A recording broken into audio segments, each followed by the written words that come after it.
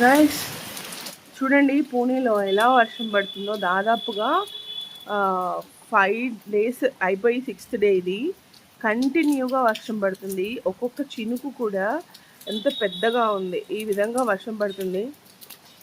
మేము ఇంట్లో నుంచి బయటికి వెళ్ళట్లేదు, కానీ న్యూస్ ఛానల్స్ అవి చూస్తే తెలుస్తుంది. మొత్తం రోడ్లన్నీ కూడా చెరువులు అయిపోయాయి. Pune water parks and roads అని వస్తుంది. ఈదరగాలులు. నేను ఒకసారి జూమ్ చేస్తాను. చాలాసార్లు ఈ విజువల్ అయితే నేను మన ఛానల్లో చూపించాను. కొండ కనపడట్లేదు. నేను జూమ్ చేస్తాను చూడండి. కొండ కనిపిస్తుంది అక్కడ, కొండ కూడా కనపడట్లేదు అనమాట. అసలు చాలా ఘోరంగా ఉంది పరిస్థితి. వర్షం తగ్గితే చాలా బాగుంటుంది. స్కూల్స్కి అయితే హాలిడేస్ ఇచ్చారు, కానీ ఆఫీస్లకి కంపెనీస్కి అయితే హాలిడేస్ అయితే ఇవ్వలేదు.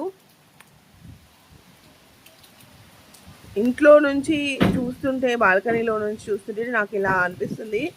బయట రెగ్యులర్గా డే టు డే పనికి పోవాల్సిన వాళ్ళు, స్కూల్కి వెళ్ళాల్సిన వాళ్ళు, తప్పనిసరి పరిస్థితుల్లో వెళ్ళాల్సిన వాళ్ళ పరిస్థితి ఏంటో అర్థం కావట్లేదు. త్వరగా వర్షాలు తగ్గిపోతే బాగుంటుంది.